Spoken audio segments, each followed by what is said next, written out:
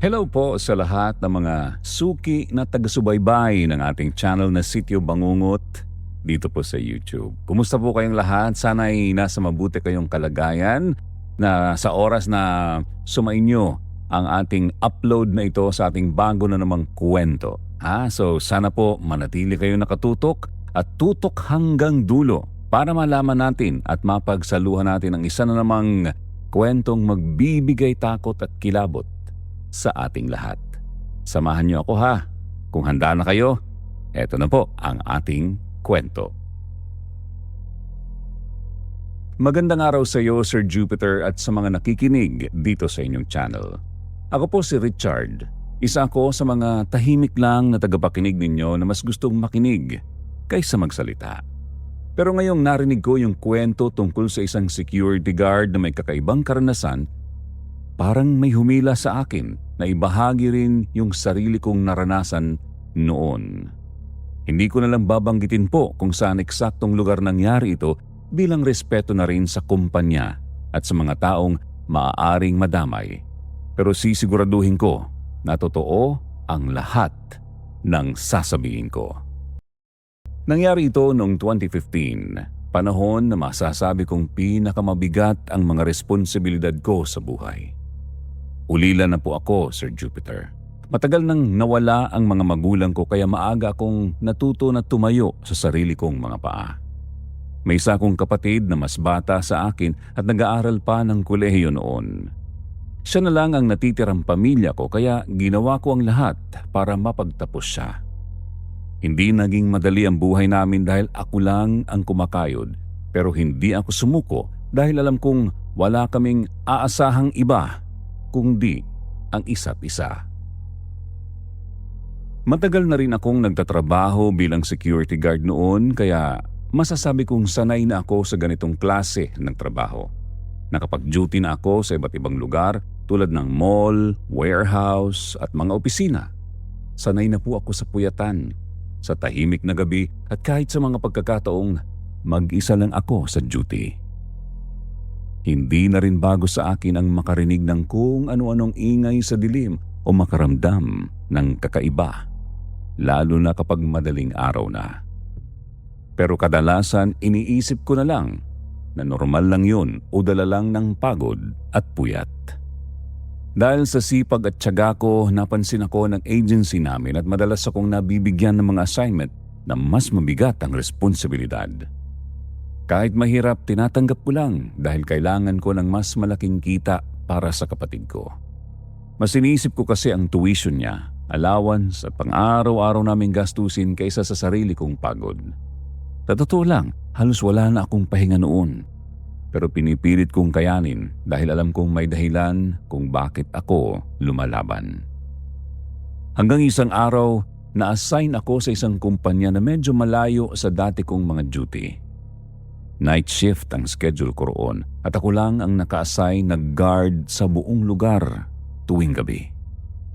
Nung una, hindi ko masyadong pinansin dahil normal naman sa trabaho namin ang mag-isa, lalo na kapag gabi. Iniisip ko pa nga noon na mas okay yun dahil tahimik, walang masyadong istorbo. Mas makakapag-focus ako sa trabaho ko. Nung unang pasok ko sa lugar, napansin ko agad na kakaiba ang pakiramdam. Hindi ko may paliwanag kung bakit pero parang may bigat sa hangin kahit wala namang malinaw na dahilan. Malinis ang paligid, maayos ang gusali at wala naman akong nakitang kakaiba. Inisip ko na lang na baka naninibago lang ako dahil bagong assignment. Sinanay ko ang sarili ko na huwag basta magpadala sa pakiramdam, lalo na't kailangan kong maging matatag sa trabaho ko.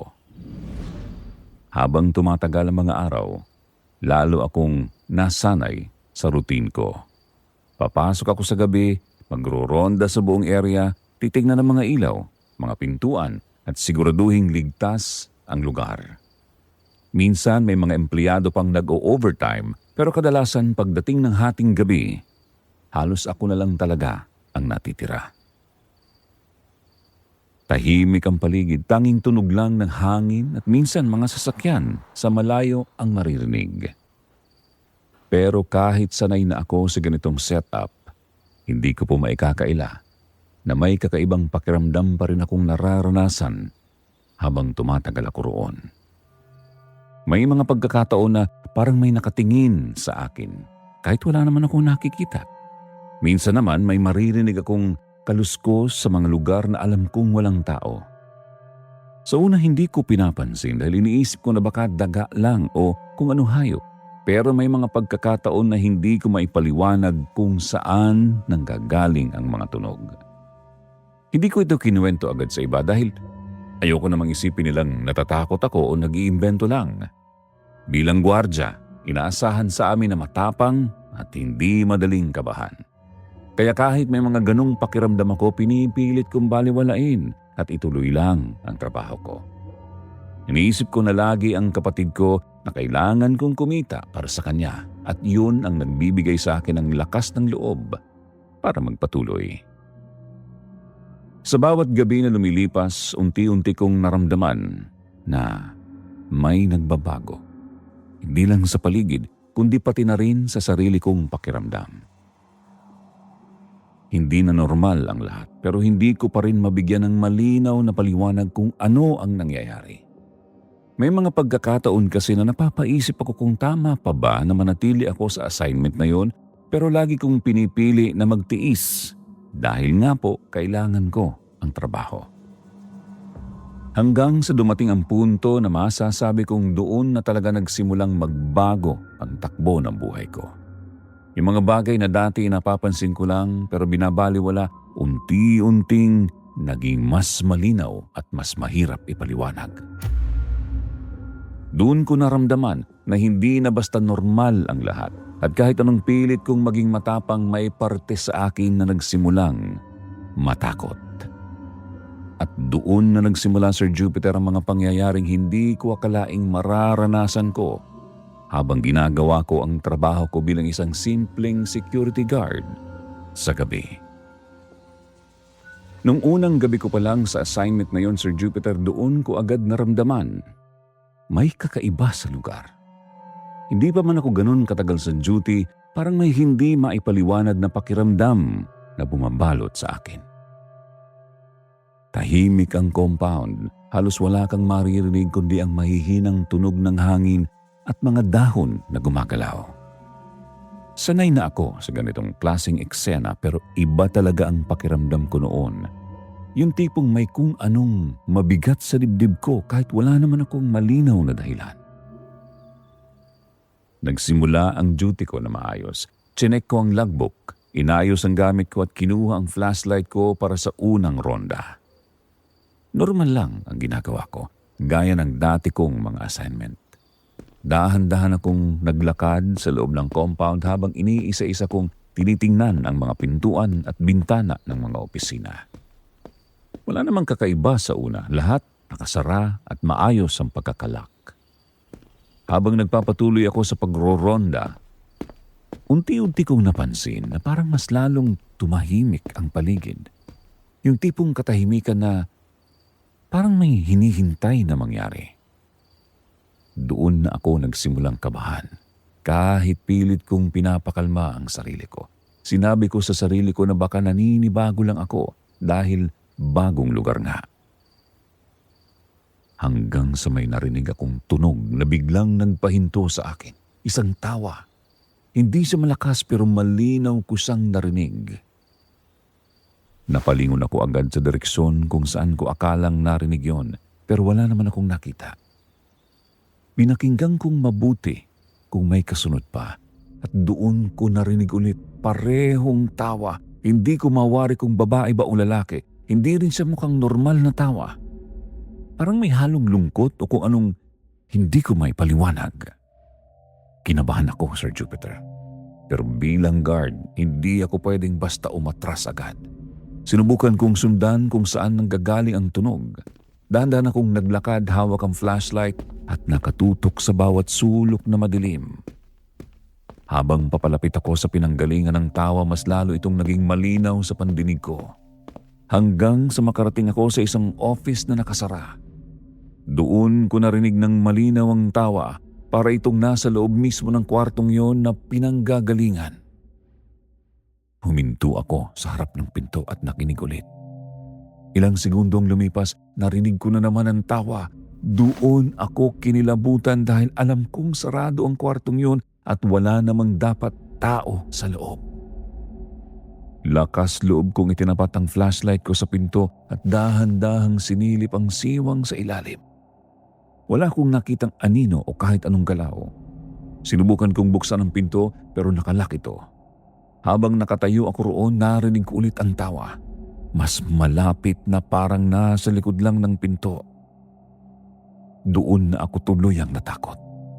Mabilis kong itinutok ang flashlight sa paligid, umaasang may makikita akong kahit ano.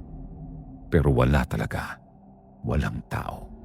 Walang gumagalaw at wala ring ibang tunog maliban sa tawa na yon na unti-unting nawawala. Parang bigla na lang itong tumigil na walang nangyari. Hindi ko kinaya ang pakiramdam ko noon, Sir Jupiter. Kahit pilit kong magpakatatag, nanginginig ang buong katawan ko at ramdam ko ang kaba sa dibdib ko. Kaya po ang ginawa ko, hindi na ako nagtagal pa roon. Mabilis akong bumalik sa guardhouse habang pabalik-balik ang tingin ko sa paligid. Pakiramdam ko kasi may nakasunod sa akin kahit wala naman akong makita. Pagdating ko sa guardhouse, doon lang ako medyo nakahinga ng maluwag. Umupo ako at pilit na kinalma ang sarili ko. Sinabi ko sa sarili ko na baka guni-guni ko lang yun o dala ng pagod. Pero kahit anong pilit kong paliwanag sa sarili ko, alam kong may kakaiba talaga sa narinig ko. Lumipas sa mga araw, pilit kong kinalimutan ang nangyari noong unang gabi ko. Hindi ko ito'y kinuwento sa iba dahil ayoko nga naisipin nilang natatakot ako o nag-iimbento lang. Nagpatuloy lang ako sa trabaho ko kahit may konting kaba pa rin sa tuwing magro-ronda ako sa gabi. Hanggang sa dumating ang araw na napalitan ang schedule ko at naging pang-umaga ang duty ko. Medyo nakahinga ako ng maluwag noon dahil hindi ko na kailangang harapin ang katahimikan ng gabi na yun. Mas marami kasing tao sa umaga, mas maliwanag at mas normal ang pakiramdam ng paligid. Isang umaga habang papalitan na ako ng duty, nakasabay ko ang guard na papalit sa akin noong mga nakaraang araw. Nagkwentuhan kami ng kaunti habang inaabot ko ang logbook at ina-update siya sa mga nangyari sa duty ko. Normal lang naman ang usapan namin noong una pero bigla siyang ngumiti na parang may alam na hindi ko alam. Bigla niya akong tinanong kung may napansin daw ba akong kakaiba habang naka-duty ako sa gabi. Medyo napaisip ako kung sasabihin ko ba ang nangyari o hindi pero bago pa ako makasagot, natawa siya ng bahagya. Parang nanunukso ang dating niya kaya hindi ko agad sineryoso. Sinabi niya sa akin kung may nagparamdam daw ba sa akin habang nandoon ako sa gabi. Sa paraan ng pagkakasabi niya, halatang niloloko niya lang ako. Parang gusto niya lang akong takutin o asarin dahil alam niyang bago lang ako sa assignment na yon. Napangiti na lang ako ng pilit kahit sa loob-loob ko bumalik ang alaala ng narinig kong tawa noong unang gabi ko. Hindi ko agad sinabi sa kanya ang totoo at nagkunwari na lang ako na wala akong napansin. Pero habang nakatingin siya sa akin, parang may ibig sabihin ang tanong niya na hindi ko pa lubos na naiintindihan. Doon ko naisip, Sir Jupiter, baka hindi lang ako ang may naramdaman o naranasan sa lugar na yon. Pero pinili ko pa rin pong manahimik at ituloy na lang ang trabaho ko dahil may mga tanong na nagsimulang gumulo sa isip ko. Pagkatapos ng usapan namin noong umaga na yon, Sir Jupiter, pinili ko na lang talagang isawalang bahala ang lahat ng naranasan ko noong unang gabi ko sa duty. Pinilit kong kumbinsihin ang sarili ko na baka normal lang ang lahat at baka dala lang yon ng pagod, puyat at kaba dahil bagong lugar. Ayoko kasing magpatalo sa takot dahil alam kong kailangan ko ang trabaho ko para sa kapatid ko. Kaya kahit may mga tanong sa isip ko, tinabunan ko na lang yon at nag-focus na lang ako sa mga dapat kong gawin araw-araw. Kinabukasan, pagpasok ko sa duty, napansin ko agad na may kakaibang ingay at kilos sa loob ng compound. Hindi po siya katulad ng normal na araw na tahimik lang ang lahat. May mga taong nagkukumpulan, may mga bulungan at halatang may nangyaring hindi maganda. Doon pa lang kinabahan na ako kahit hindi ko pa alam kung ano ang nangyari. Lumipat ako sa isa sa mga kasamahan ko at doon ko nalaman ang balita na hindi ko inaasahan. Sinabi sa akin na yung kapalitan ko sa duty, yung nakausap ko pa noong nakarang araw, nahulog daw mula sa second floor ng building. Sandali akong napatigil sa narinig ko dahil hindi ko agad na proseso ang sinabi niya. Parang biglang nanlamig ang katawan ko at hindi ako makapaniwala. Tinanong ko kung ano ang nangyari at kung paanong nangyari yun. Sinabi nila na natagpuan na lang daw ang katawan niya sa ibaba at base sa inisyal na usapan, mukhang suicide daw ang nangyari. Lalo akong nagulat, Sir Jupiter, dahil sariwa pa sa isip ko ang huling usapan namin. Kabiruan ko pa siya at parang wala naman akong napansin na problema sa kanya. Hindi ko maiwasang mag-isip kung bakit niya gagawin yun kung sakali man na totoo ngang nag-suicide. Hindi ko rin matanggap agad dahil parang ang bilis ng mga pangyayari. Kahapon lang magkausap kami, nagtatawanan pa tapos kinabukasan, wala na siya. May kulang sa kwento, pero wala naman akong sapat na alam para questionin yun. Habang tumatagal ang araw, mas lalo akong naging tahimik. Hindi na ako masyadong nakikihalubilo sa iba dahil iniisip ko pa rin ang nangyari. Paulit-ulit na bumabalik sa isip ko ang tanong niya sa akin kung may nagparamdam ba sa akin. Doon ako lalong kinabahan dahil parang may koneksyon ng lahat pero hindi ko pa rin mabuo sa isip ko. Bumalik na naman po ako sa schedule na panggabing duty. Kahit may kaba na sa loob ko, pinili ko pa rin pumasok dahil wala naman akong choice. Kailangan kong magtrabaho. Sinabi ko sa sarili ko na hindi ako dapat matakot at hindi ko dapat iugnay ang nangyari sa anumang kakaiba na naramdaman ko kagabi. Sinimulan ko ulit ang routine ko. Gaya ng dati, kinuha ko ang flashlight ko at nagumpisa na akong magronda sa buong compound. Tahimik ulit ang paligid katulad ng unang gabi ko roon. Pero ngayon, iba na ang pakiramdam ko. Mas mabigat, mas nakakatakot at may kung anong nakabantay sa bawat galaw ko. Habang naglalakad ako sa isang bahagi ng building, bigla ko na namang narinig ang tawa. Pare-pareho ng narinig ko noong unang gabi ko. Hindi ko na kailangang hulaan kung ano yun dahil alam ko na agad. Tumayo ang balahibo ko at parang biglang bumilis ang tibok ng puso ko. Sa pagkakataong yun, hindi na ako umatras agad. May parte sa akin na gustong malaman kung ano talaga ang pinanggagalingan ng tunog na yun. Iniisip ko na baka may tao lang na nang-aasar o gustong manakot sa akin, lalo na't bago ako sa lugar. Kaya kahit natatakot, sinubukan kong lakasan ang loob ko. Sinundan ko ang tunog ng tawa habang hawak ko ng mahigpit ang flashlight ko. Palingon-lingon ako sa paligid. Sinisigurado kong wala akong mamimiss na kahit na anong galaw. Habang papalapit ako, mas lalo kong naririnig ang tawa na parang lumalakas at lumalapit sa akin. Umabot na naman ako sa may bahagi kung saan naroon ang mga opisina. Isa-isa kong tinapatan ng ilaw ang mga pinto at bintana. Umaasang may makikita kung kahit anong paliwanag. Pero tulad ng dati, wala pa rin akong nakita. Walang tao, walang anino, at walang kahit ano na gumagalaw. Habang nakatayo ako roon, biglang tumahimik ang paligid. Nawala ang tawa na parang hindi nangyari. Saglit akong napatigil at nakinig kung may kasunod pa, pero wala na. Akala ko tapos na pero doon nagsimula ang mas nakakatakot na bahagi. May naramdaman akong malamig na hangin na dumaan sa likod ko kahit sarado naman ang lugar. Hindi ako gumalaw pero ramdam ko na parang may malapit sa akin. Hindi ko may paliwanag kung bakit pero sigurado akong hindi na ako nag-iisa sa mga oras na yon. Bigla akong napalingon pero wala pa rin akong nakita. Ilang segundo akong nakatayo lang doon at hindi malaman kung ano ang gagawin. Hanggang sa may narinig akong boses na sobrang lapit sa tenga ko.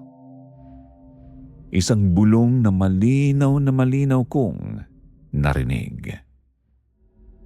Sinabi nito sa akin na hanapin ko daw siya. Sa sandaling yun, Sir Jupiter, parang tumigil ang mundo ko. Hindi ako makagalaw, hindi ako makasigaw at parang nawalan ako ng lakas. Hindi ko alam kung saan nanggagaling ang boses na yon dahil wala naman akong nakitang kahit sino sa paligid. Doon na ako tuluyang natakot. Hindi na yun basta tawa lang o kung anong ingay. Iba na ang nararamdaman ko at alam kong may hindi na normal na nangyayari. May kung anong gustong iparamdam o ipagawa sa akin. Hindi ko na kinaya ang takot na naramdaman ko. Bigla na lang nanghina ang katawan ko at parang umiikot ang paningin ko.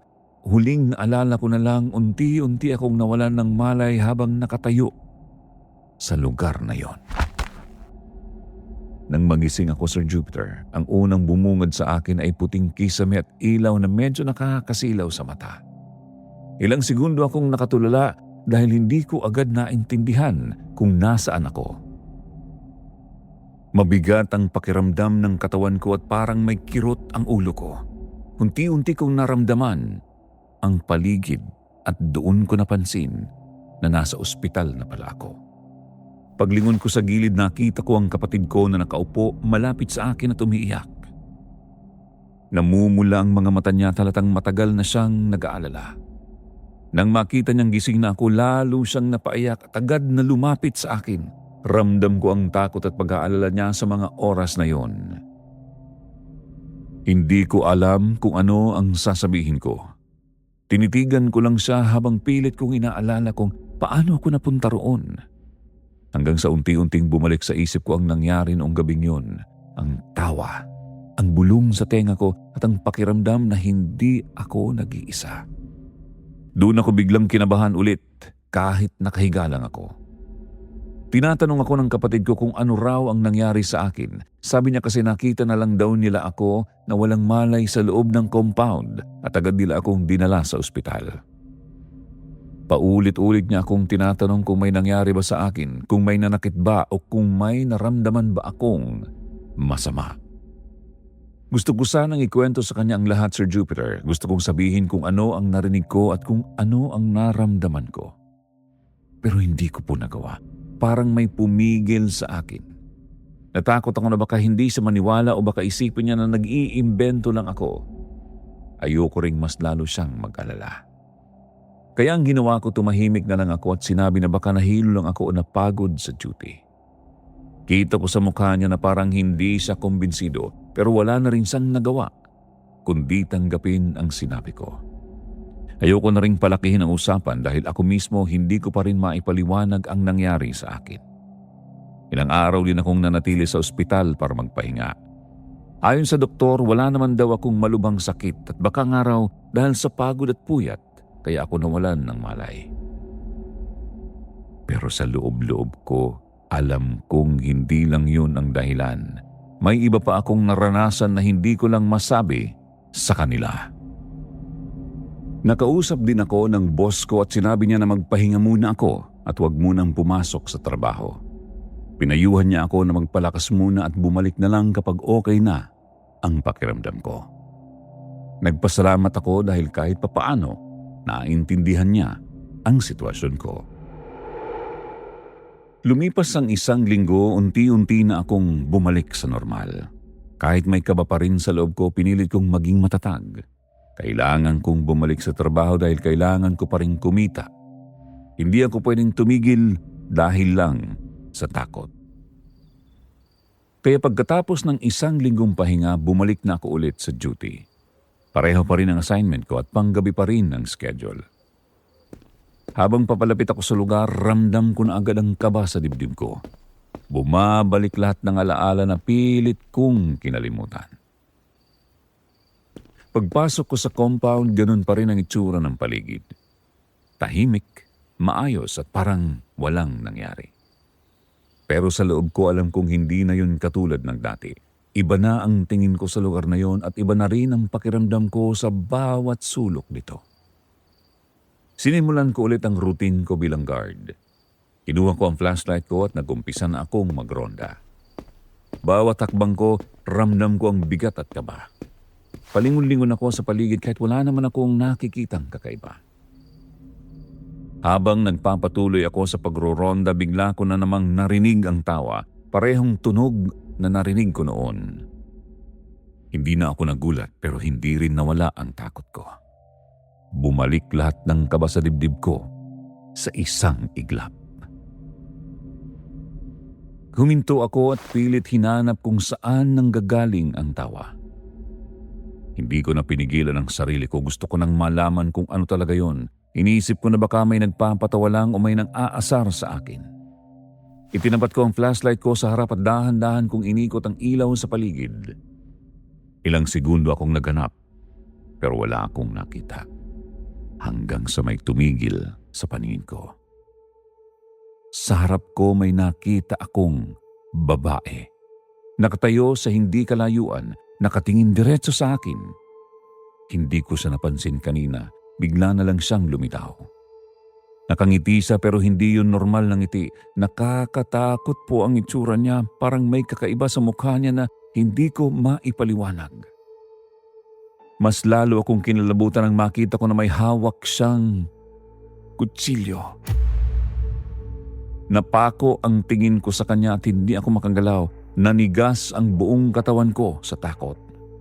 Habang nakatitig ako sa kanya, unti-unti siyang ngumiti ng mas malapad. Tapos sa isang boses na malamig at malinaw, nagsalita siya. Sinabi niya sa akin ang mga katagang, "You found me."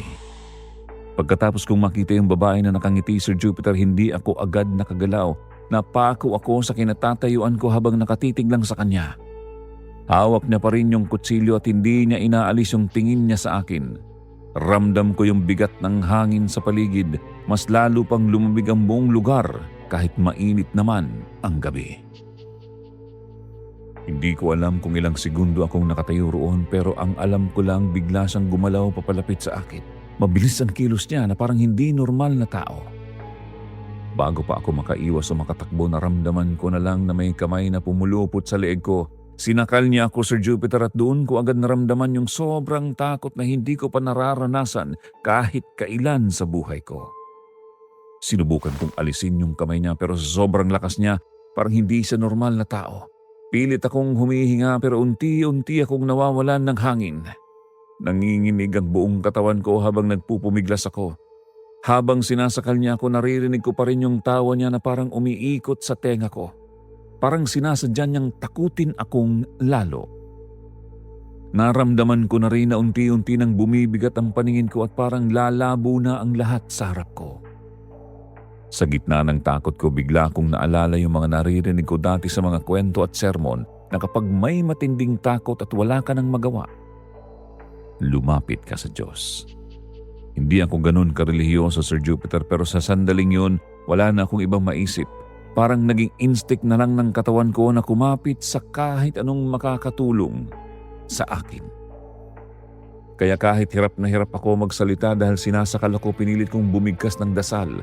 Utal-utal yung boses ko at halos hindi na maintindihan. Pero patuloy akong nagsalita. Ramdam ko na lumalabo na talaga ang isip ko pero hindi ako tumigil. Habang patuloy akong nagdarasal, unti-unti kong inipon yung lakas ko para tapusin yung mga salitang alam ko hanggang sa nasabi ko yung mga salitang, "In Jesus' name, Amen." Kahit putol-putol at halos pabulong na lang. Sa sandaling nasabi ko yun, Sir Jupiter, biglang may nangyari na hindi ko inaasahan. May lakas na puwersa na tumulak sa kung sino man yung humahawak sa akin. Bigla akong binitawan at napaupo ako sa sahig habang humihingal ng malalim. Huminga ako ng paulit-ulit at hinawakan ko yung leeg ko dahil sobrang sakit at parang nanigas pa rin ito. Nanginginig ang buong katawan ko habang sinusubukan kong bumangon. Nang tingnan ko ulit yung harap ko, wala na yung babae. Nawala siya na parang bula. Walang bakas, walang tunog at walang kahit anong palatandaan. na nandun siya kanina. Yung kutsilyo, yung ngiti niya at yung presensya niya lahat nawala na parang panaginip pero alam kong totoo lahat ng nangyari. Hindi na po ako nagdalawang isip, Sir Jupiter. Sa sobrang takot ko, tumakbo ako ng tumakbo palabas ng lugar na yon. Hindi ko na nilingon ang likod ko kahit ilang beses na parang may humihila sa akin na lumingon. Basta ang gusto ko lang makalayo sa lugar na yon. Paglabas ko ng compound, huminto lang ako sandali para huminga pero nanginginig pa rin ang buong katawan ko. Hindi ko pa rin ma-process yung nangyari. Yung utak ko puro takot at gulo lang ang laman. Hindi ko alam kung paano ko nalagpasan yung gabing yun. Pagkatapos ng nangyari, hindi na ako bumalik pa sa trabaho ko bilang security guard sa lugar na yon. Kinausap ko ang boss ko at sinabi ko na magre-resign na ako para sa sarili kong kapakanan. Hindi na po ako nagbigay ng maraming paliwanag dahil alam ko sa sarili ko na kahit ano ang sabihin ko, mahirap paniwalaan yung naranasan ko. Pinayagan naman nila ako at tinanggap yung resignation ko. Mas pinili ko na lang po kasi na umalis ng tahimik kaysa ipilit pa yung sarili ko sa lugar na alam kong hindi na para sa akin. Mas inisip ko yung kapatid ko at yung kaligtasan ko kaysa sa trabaho. Simula noon, hindi na ako bumalik sa lugar na yon, Sir Jupiter. Sinubukan ko ring kalimutan lahat ng nangyari pero hindi naging madali. Minsan kasi sa gabi naiisip ko pa rin yung tawa, yung bulong at yung mukha ng babae na nakita ko. Hanggang ngayon wala na rin akong nabalitaan tungkol sa kumpanya na yon. Parang walang gustong magkwento at magsabi kung ano ang nangyari pagkatapos kong umalis. Kaya pinili ko na lang din na wag nang magtanong pa. Hanggang dito na lang po, Sir Jupiter, yung aking kwento. Maraming salamat po sa pagbabasa. Teka, sandali lang. Walang bibitaw.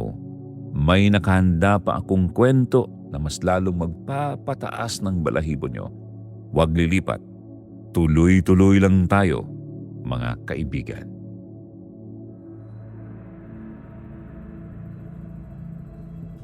Good day, Sir Jupiter, at sa mga nakikinig dito sa inyong channel. Ako si John Dave. Kasalukuyan akong nakatira dito sa Bulacan at isa po akong tahimik na tao na mas pinipiling magtrabaho na maayos kaysa makisabay sa gulo ng mundo. Hanggang ngayon, dala ko pa rin ang pagiging simple sa buhay. Lalo na noong mga panahong nagsisimula pa lang akong bumuo ng sarili kong pamilya. Dahil maaga akong nag-asawa at nagkaroon ng isang anak, kaya naman todo kayod ako araw at gabi para lang masiguro na hindi sila magkukulang sa pang-araw-araw ng pangangailangan namin. Kahit mahirap, pinili kong kayanin dahil yun ang tingin kong responsibilidad ko bilang ama at asawa. Na mga panahong yun, Sir Jupiter, nakakuha ako ng trabaho bilang isang security guard sa isang warehouse na medyo malayo sa mismong bayan. Napapaligiran po ito ng bakanteng lote at ang mga lumang gusali, kaya medyo tahimik at madilim ang lugar, lalo na kapag gabi na. Naka-assign po ako sa night shift kaya halos buong magdamag ako lang ang gising at nagbabantay habang ang iba ay tulog na. Sa totoo lang, noong una, hindi naman ako natatakot dahil sanay naman ako sa ganong klase ng trabaho. At iniisip ko na basta ginagawa ko lang ang tungkulin ko, wala namang dapat ipangamba. Araw-araw, pare-pareho lang ang takbo ng buhay ko, Sir Jupiter. Gigising sa umaga kasama ang pamilya ko, kakain kami sabay-sabay, kahit simple lang ang ulam. At pagkatapos magpapahinga ako sandali bago pumasok sa trabaho. Pagsapit ng hapon, aalis na ako ng bahay habang ang asawa ko naman ay naiiwan para alagaan ang anak namin. Sa bawat pag-alis ko, lagi kong iniisip na kailangan kong maging matatag dahil sila ang dahilan kung bakit ako nagsisikap kahit pagod na ako minsan. Sa warehouse kung saan ako nagtatrabaho, malaki ang sakop nito at maraming bahagi ang kailangang bantayan. May mga bodega na puno ng kahon. May mga lugar din na halos walang laman. Kaya minsan nag-iikot ako para masigurado na walang kahina-hinalang nangyayari. Habang naglalakad ako sa mga pasilyo, rinig ko lang ang sarili kong yabag.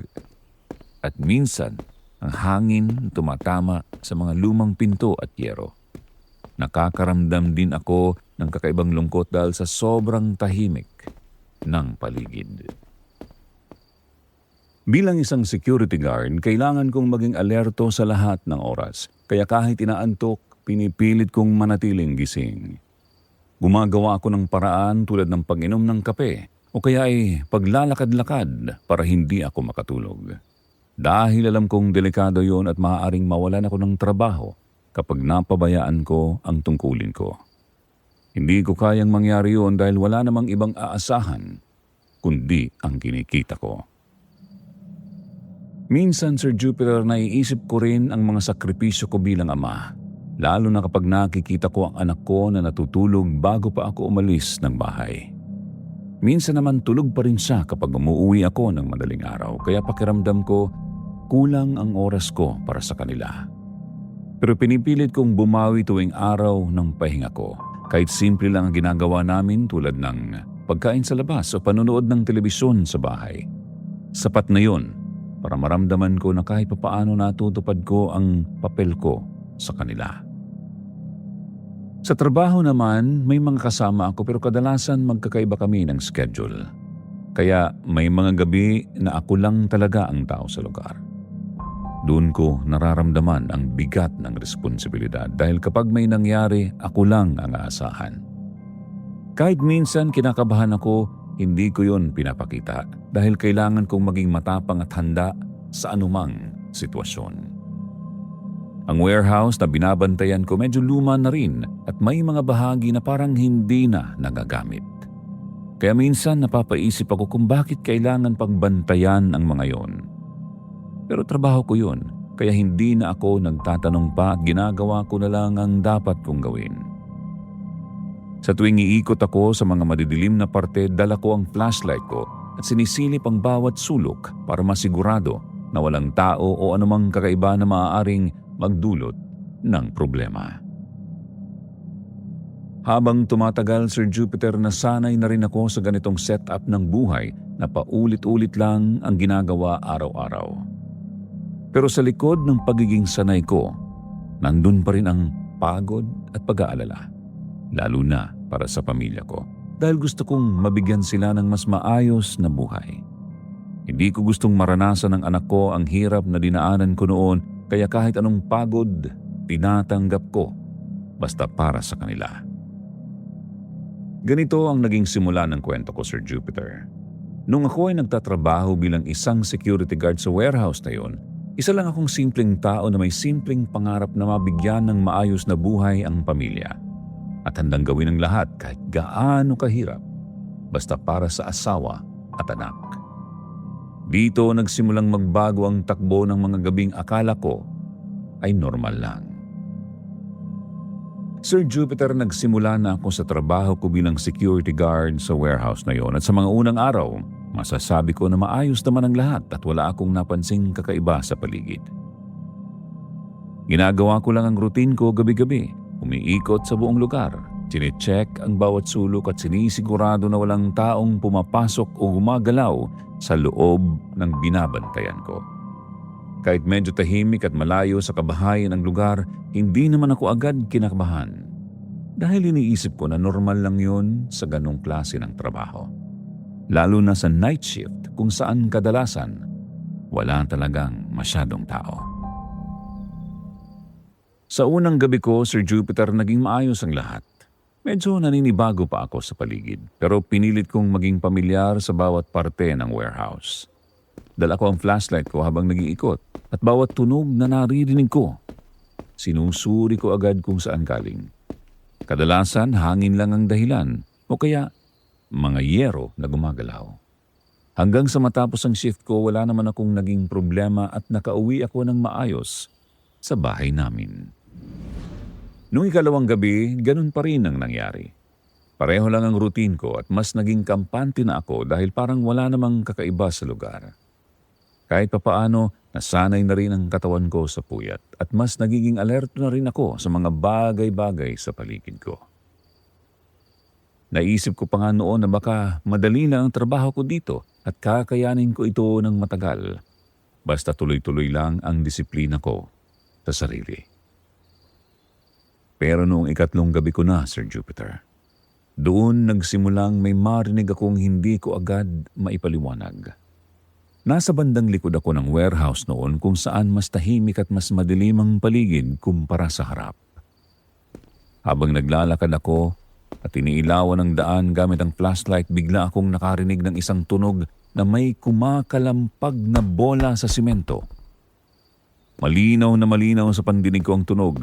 May batang naglalaro ng bola at paulit-ulit itong tumatalbog sa sahig. Napahinto ako sa paglalakad, Sir Jupiter.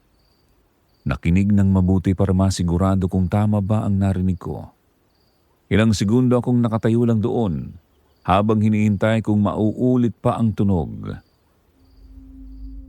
At hindi nga ako nagkamali dahil narinig ko ulit ang parehong kalampag ng bola na parang papalapit pa sa kinaroroonan ko.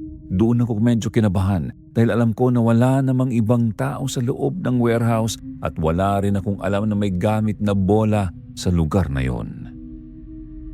Dahan-dahan akong lumapit sa pinanggagalingan ng tunog, Sir Jupiter, habang hawak ko ng mahigpit ang flashlight ko. Inilawan ko ang bawat sulok na madaanan ko, umaasang may makikita akong paliwanag sa naririnig ko.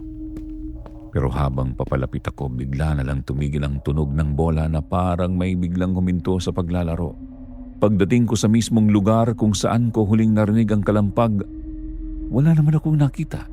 Walang bola, walang tao, at lalong walang bata na maaaring naglalaro. Napatigil ako doon sandali, Sir Jupiter, at pilit kong inisip kung baka may ibang dahilan ang narinig ko. Baka may nahulog lang na bagay o kaya ay may hayop na gumalaw sa paligid. Sinubukan kong ikalma ang sarili ko at hindi na lang masyadong inisip yun dahil makadala lang ng pagod at puyat ang nararamdaman ko. Kaya nagpasya akong ipagpatuloy ang pag-iikot sa warehouse kahit may kaunting kaba na akong nararamdaman sa dibdib ko. Habang naglalakad ako palayo sa lugar na yon, Sir Jupiter, bigla naman akong nakarinig ng isang tunog na mas lalong nagpatigil sa akin. Isang mahinang tawa ang umalingaw-ngaw sa paligid na hindi ko mawari kung saan nanggagaling. Hindi ko rin masabi kung yun ba ay boses ng babae o lalaki dahil parang halo ang tunog nito at may kakaibang pakiramdam na hindi ko maipaliwanag.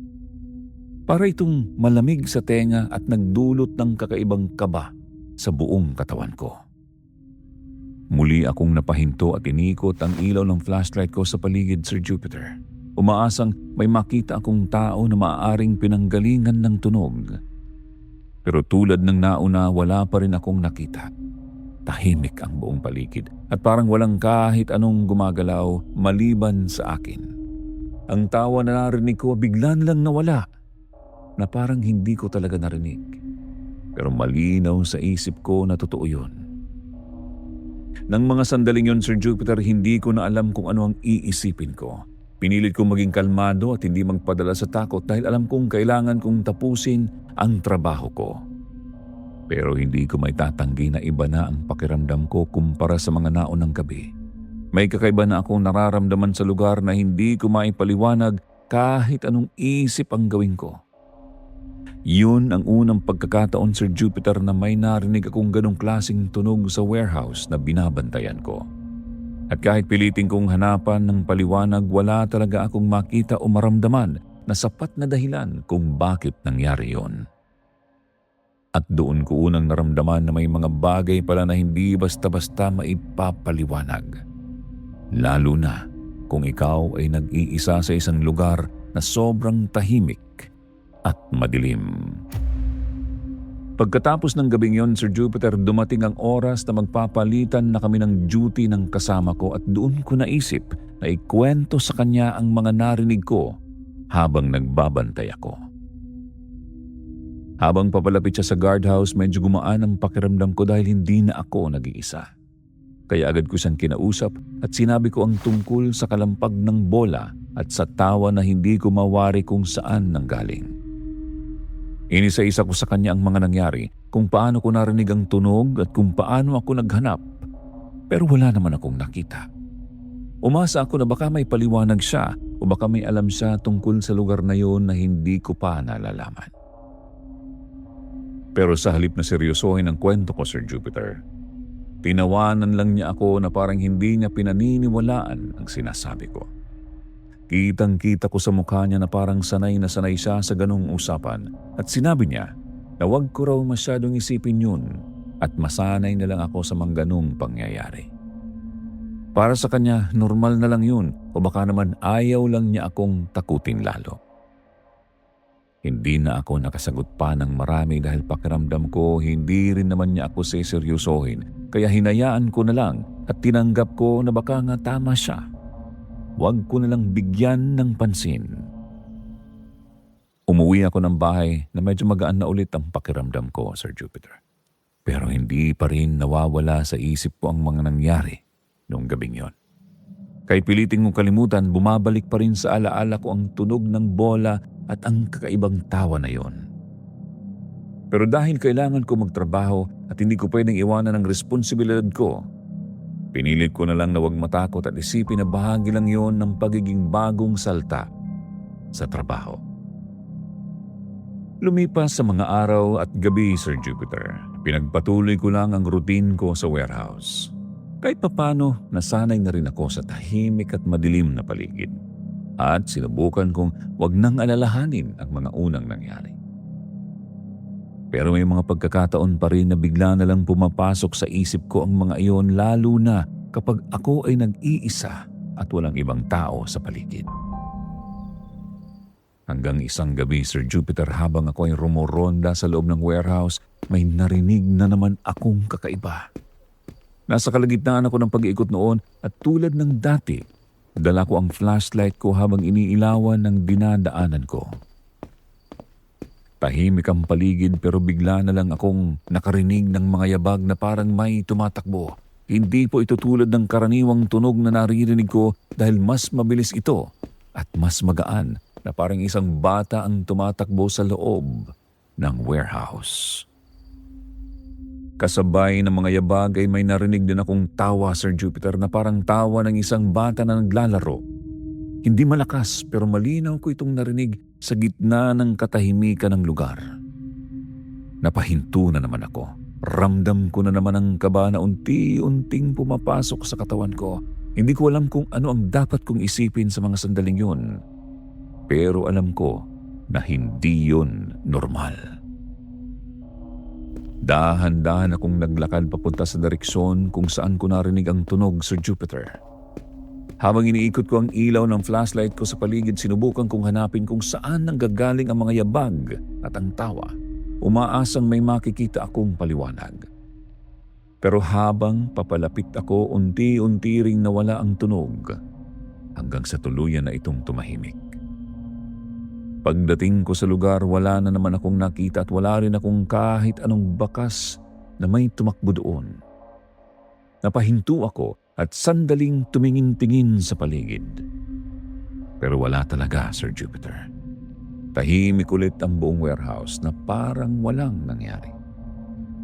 Doon ko naramdaman na hindi na ito basta-basta lang dahil paulit-ulit na itong nangyayari at hindi ko pa rin mahanapan ng paliwanag. Pero kahit ganoon, pinilit ko pa rin magpatuloy sa trabaho ko kahit ramdam ko na ang kaba sa loob ko.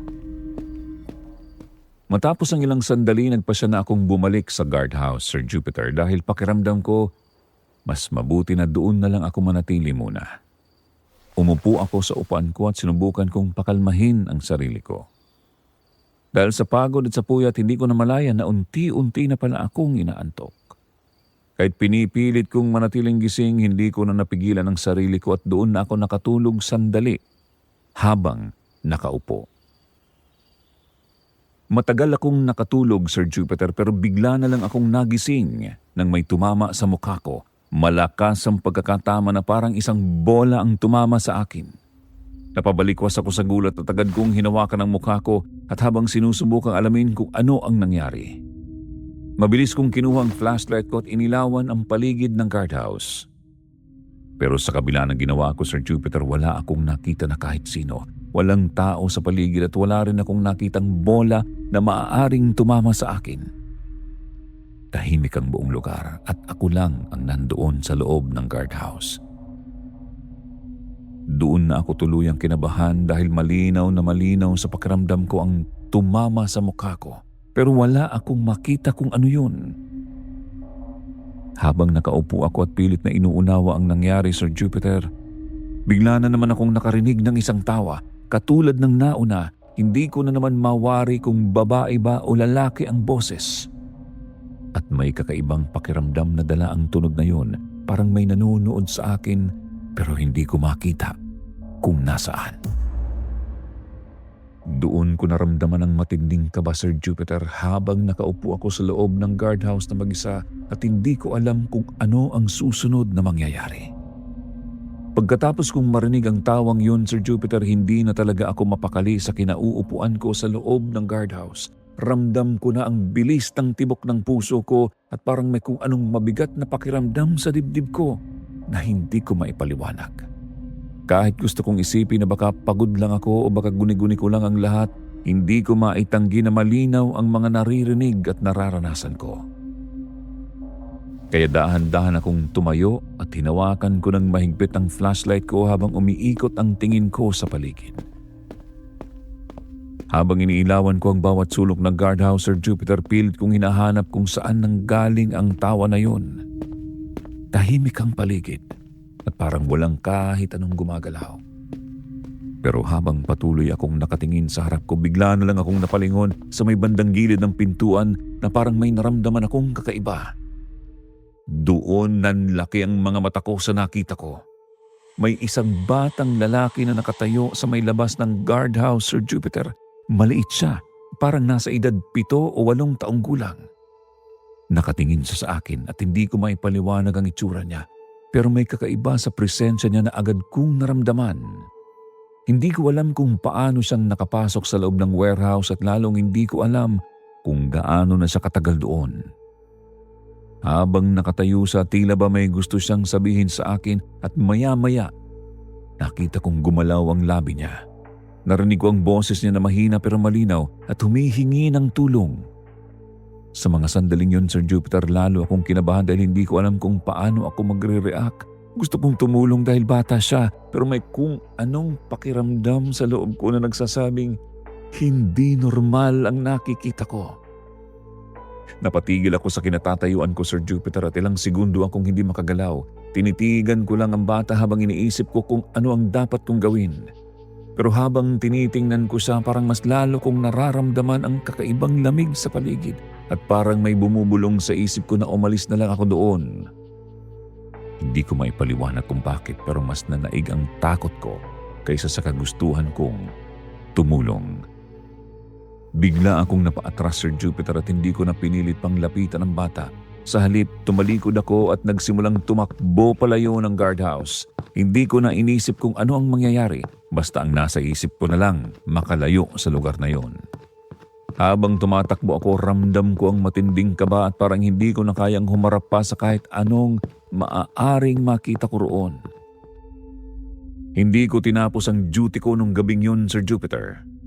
Umalis ako nang hindi na lumilingon pa at dire-diretso akong umuwi sa bahay namin.